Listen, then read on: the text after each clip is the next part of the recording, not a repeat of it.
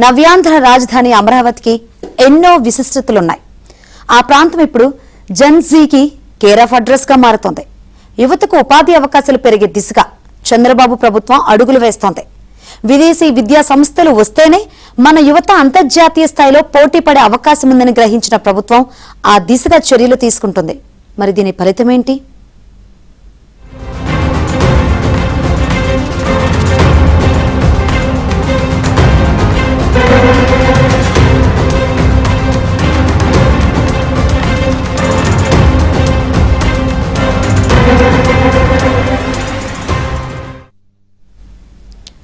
ఆంధ్రప్రదేశ్లో అభివృద్ధి పరుగులు పెడుతోంది.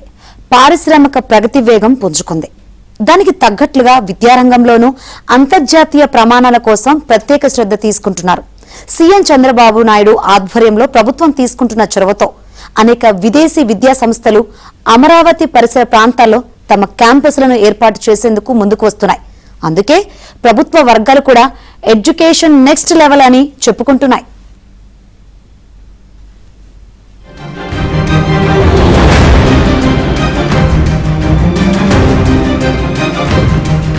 యువ మంత్రి నారా లోకేష్ విదేశీ పర్యటనల తర్వాత పాలనలో కీలక మార్పులకు రంగం సిద్దమవుతుంది. జెన్జీకి అవసరమైన విద్య, ఉద్యోగ, వైద్య అవసరాలపై ప్రభుత్వం దృష్టి పెట్టింది.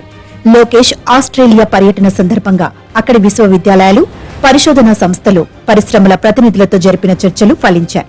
పెట్టుబడులకు ఆంధ్రప్రదేశ్ సహేతుకమైన గమ్యస్థానంగా మారిందని ప్రభుత్వ వర్గాలు చెబుతున్నాయి. విదేశీ పెట్టుబడిదారులు, అక్కడి ప్రభుత్వ ప్రతినిధులు ఇప్పుడు ఆంధ్రప్రదేశ్ కు క్యూ కడుతున్నారు. నాలెడ్జ్ బేస్డ్ ఇండస్ట్రీస్ అనేది ఇప్పుడు ఆంధ్రప్రదేశ్ ప్రభుత్వ నినాదం.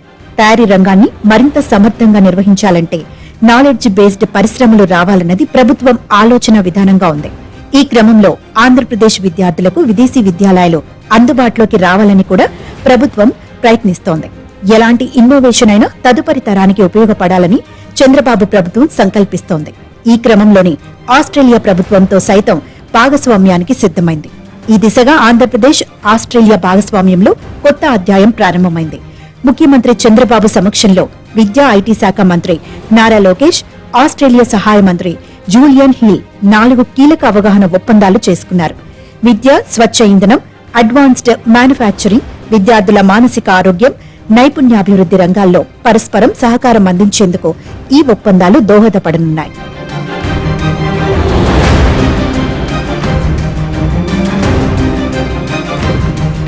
ఆంధ్రప్రదేశ్ ను అంతర్జాతీయ విద్య, సాంకేతికత, స్వచ్ఛ ఇంధన రంగాల్లో ముందంజలో నిలిపే దిశగా 4 ఒప్పందాలను ప్రభుత్వం కీలకంగా భావిస్తోంది. ముఖ్యంగా ఐఐటి తిరుపతిలో సోలార్ తయారీ సెంటర్ ఆఫ్ ఎక్సలెన్స్ ఏర్పాటు, విద్యార్థుల మానసిక ఆరోగ్యానికి ప్రత్యేక డిజిటల్ వేదిక, సమ్మిళిత విద్యా బలోపేతం, అంతర్జాతీయ ప్రమాణాలతో నైపుణ్యాభివృద్ధి కార్యక్రమాలు రాష్ట్ర యువతకు కొత్త అవకాశాలు కల్పించనున్నాయని అధికారులు చెబుతున్నారు. ఒప్పందాల్లో భాగంగా ఐఐటి తిరుపతిలో సోలార్ తయారీ రంగంలో సెంటర్ ఆఫ్ ఎక్సలెన్స్ ఏర్పాటు కానుంది. అలాగే ఆటిజం, న్యూరో డైవర్స్ విద్యార్థులకు మెరుగైన బోధన అందించేందుకు సమ్మిళిత విద్యపై మరో ఒప్పందం కుదిరింది. విద్యార్థుల మానసిక ఆరోగ్యం కోసం సాంకేతిక ఆధారిత పైలట్ ప్రాజెక్టు అమలు చేయడంతో పాటు ఆంధ్రప్రదేశ్ రాష్ట్ర నైపుణ్యాభివృద్ధి సంస్థ, ఆస్ట్రేలియాకు చెందిన డైనమిక్ లెర్నింగ్ సర్వీసెస్ కలిసి అంతర్జాతీయ ఉపాధి అవకాశాలకు అనుగుణంగా శిక్షణా కార్యక్రమాలు నిర్వహించనున్నాయి.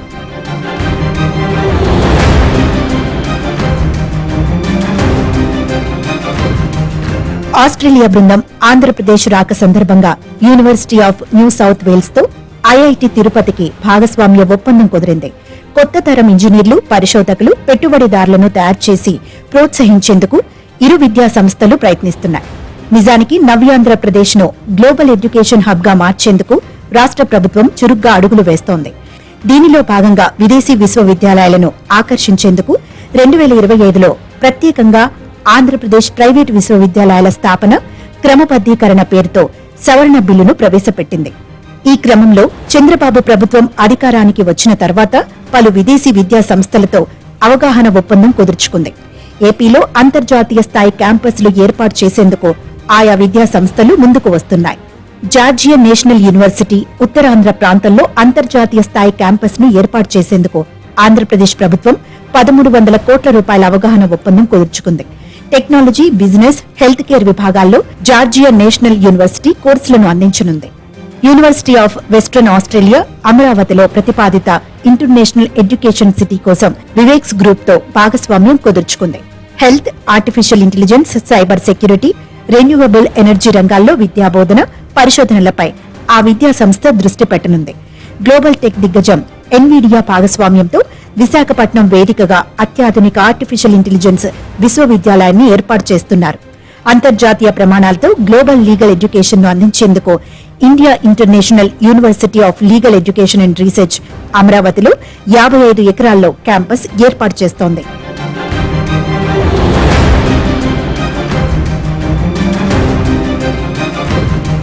అమరావతిని అంతర్జాతీయ విద్యా హబ్ గా మార్చేందుకు సింగపూర్ విద్యా సంస్థలను చంద్రబాబు ప్రభుత్వం ఆహ్వానిస్తోంది. కొంతకాలం క్రితం చంద్రబాబు విదేశీ పర్యటనలో భాగంగా నేషనల్ యూనివర్సిటీ ఆఫ్ సింగపూర్ ప్రతినిధులను కలిశారు. అమరావతిలో అంతర్జాతీయ బ్రాంచ్ లేదా శాటిలైట్ క్యాంపస్ ను ఏర్పాటు చేయాలని వారిని ఆహ్వానించారు. అమరావతిలో క్యాంపస్ ఏర్పాటుకు ఉన్నత విద్యారంగంలో భాగస్వామ్య అవకాశాలను పరిశీలించేందుకు సింగపూర్ విద్యా సంస్థ అంగీకరించింది. ఏపీలోని విశ్వవిద్యాలయాల ర్యాంకింగ్లను మెరుగుపరచడంతో పాటు పరిశోధన, ఆవిష్కరణలను ప్రోత్సహించడానికి ఈ చర్యలు ఉపకరిస్తాయని నిర్ధారించారు. అంతర్జాతీయ ప్రమాణాలకు అనుగుణంగా ఏపీ వర్సిటీల కరికులం మార్పులకు సైతం సింగపూర్ యూనివర్సిటీలు సహకరిస్తాయి. యూజీసీ నిబంధనలకు అనుగుణంగా గతంలో ఉన్న ఆంక్షలను తొలగిస్తూ రాష్ట్ర ప్రభుత్వం చట్టాలను సవరించడం వల్ల విదేశీ వర్సిటీలకు మార్గం సుగమమైంది. అమరావతిలోనూ ఇతర ప్రాంతాల్లోనూ విదేశీ విద్యా సంస్థలకు భూములు కేటాయించడం ద్వారా ప్రభుత్వం వారిని ప్రోత్సహిస్తోంది. అంతర్జాతీయ స్థాయి డిగ్రీలు చేతికి వస్తే ఉపాధి అవకాశాలు పెరుగుతాయన్నది ప్రభుత్వ ఆలోచన విధానంగా తెలుస్తోంది.